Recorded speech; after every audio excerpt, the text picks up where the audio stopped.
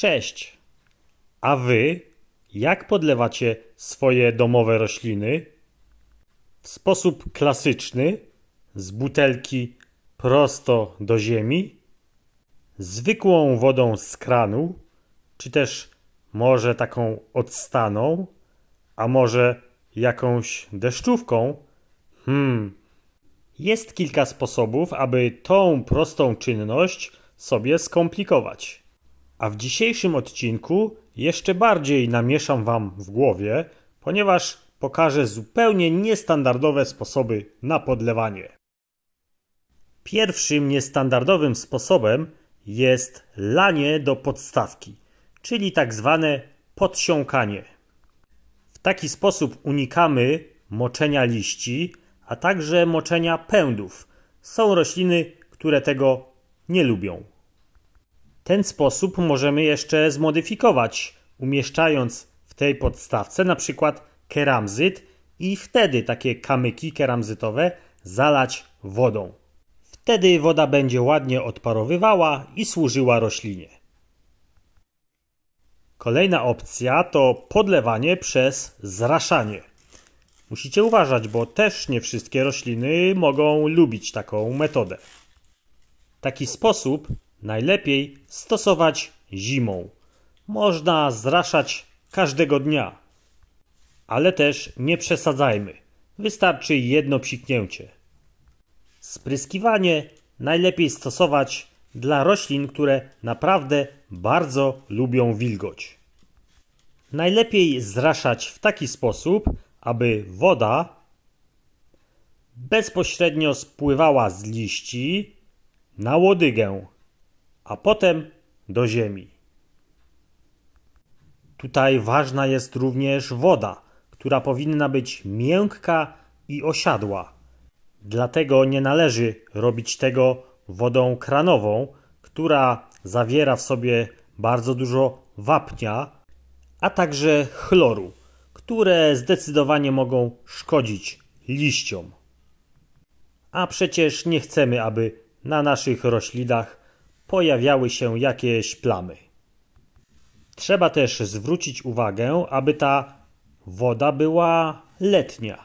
Absolutnie nie podlewajcie, nie zraszajcie roślin ciepłą wodą, ani też taką lodowatą, ponieważ z wiadomych względów rośliny mogą tego nie wytrzymać.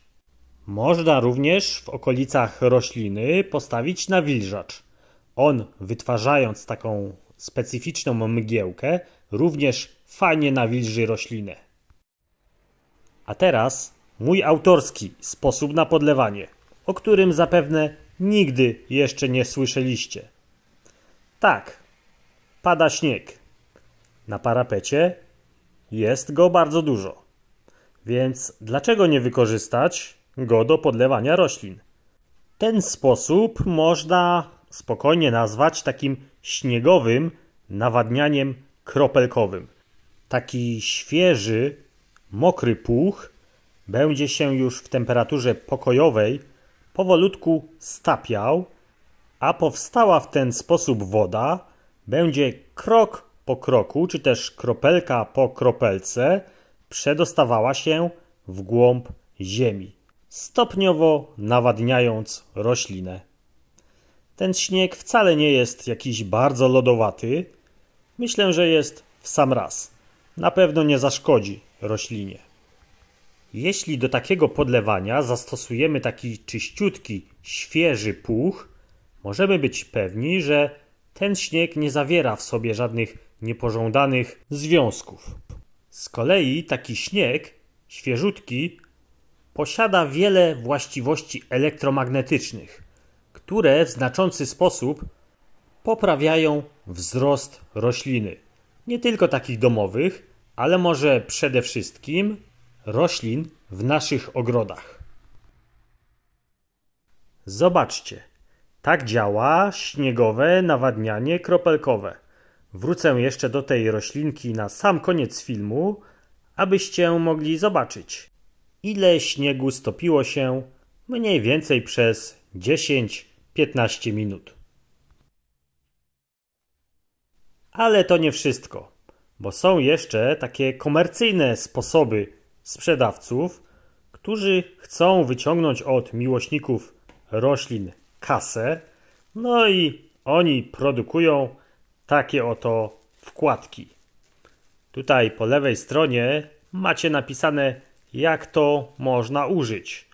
A używa się to w prosty sposób, wkładając do doniczki, zasypując ziemią. No oczywiście tam jest roślina, która pobiera sobie stopniowo wodę z tej właśnie wkładki. Sposób ciekawy, no ale w sumie ja go jeszcze nie wykorzystałem. Czekam na jakąś inną okazję. Tutaj macie jeszcze schemat. Jeśli ktoś to już stosował, to proszę podzielcie się, jak się sprawdza. Mam jeszcze taki oto wymysł, który pozwala kontrolować ilość wody w doniczce. Tu jest instrukcja montażu. Jedyny problem jest taki, że ja nie posiadam aż tak dużej doniczki, żeby to wszystko zamontować. A zobaczcie, jest tutaj taki oto próbnik, który wkładamy w jeden, a właściwie w ten otwór.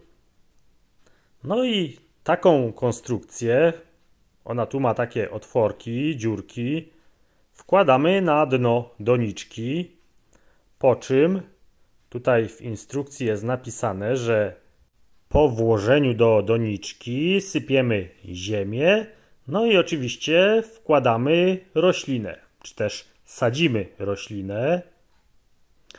Potem podlewamy i obserwujemy wskaźnik. No i to urządzenie pozwoli nam w bardzo prosty sposób oszacować, czy roślina ma już sucho, czy może jest przelana. No i tak to działa. Sam jestem ciekaw, jeszcze nie stosowałem, ale być może ktoś z Was już stosował, więc podzielcie się w komentarzach, jak to działa. A tutaj jeszcze w przybliżeniu schemat działania. No to jeszcze na sam koniec zobaczcie, jak działa nawadnianie śniegowe. Tutaj śnieg się już powolutku topi, równomiernie nawadniając całą powierzchnię ziemi. Trzymajcie się, do zobaczenia w kolejnym odcinku. Cześć!